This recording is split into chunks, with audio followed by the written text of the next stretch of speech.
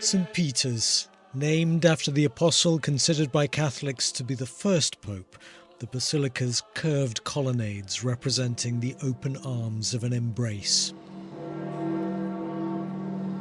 This was the spectacular backdrop for the farewell to the 266th pope. Inside the basilica, ahead of the funeral mass, a last chance for visiting dignitaries, including the Prince of Wales, to pay their respects. Sir Keir Starmer, one of dozens of world leaders in attendance. There was applause in the crowd when President Zelensky appeared. But by mid-morning, the invited guests took their seats. Clergy on the right looking out, politicians and sovereigns on the left, but other guests invited at Pope Francis' request included prison inmates, migrants and torture victims. On the streets around St. Peter's Square, 250,000 others waited. And then, to start proceedings, the body of Pope Francis was brought through the basilica. In the coffin with him, his mitre or papal hat, his pastoral staff or crozier, and a scroll, a written record of his life and pontificate.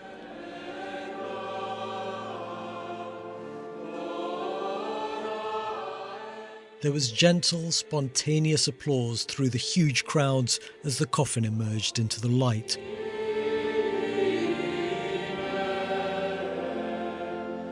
Its 14 pallbearers taking it to the front of this breathtaking arena. Presenting it to the world, but not on a platform, Pope Francis had asked that his coffin be placed on the ground.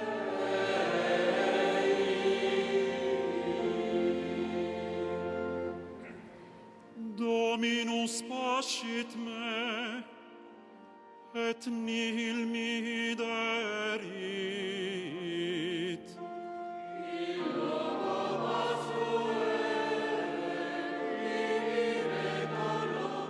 Although elements of the funeral have been simplified following instructions left by Pope Francis himself, the magnitude of the moment is still reflected in the ritual and tradition and spectacle on this stunning stage.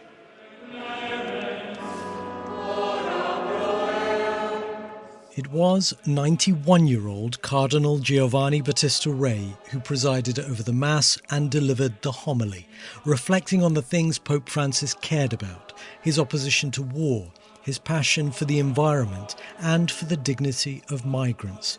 He mentioned some notable papal trips.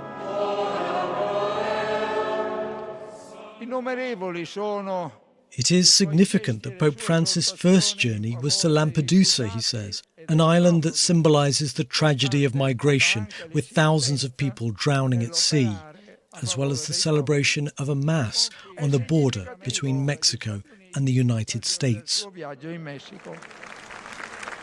At talk of these causes, the crowd applauded, though there may have been discomfort for some politicians.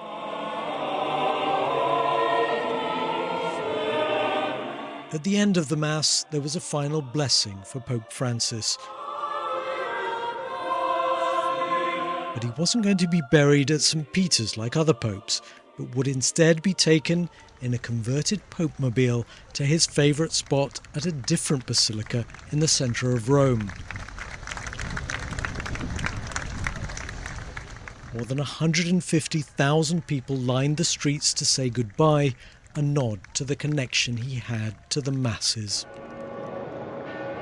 At the Pope's destination, a group of people from homeless centres waited to welcome him.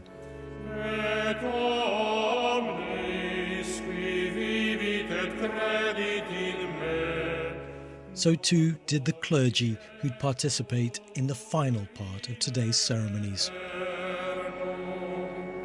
Away from the gaze of the public, the late Pope was laid to rest in a tomb inscribed with just one word, the Latin version of his chosen name, Franciscus.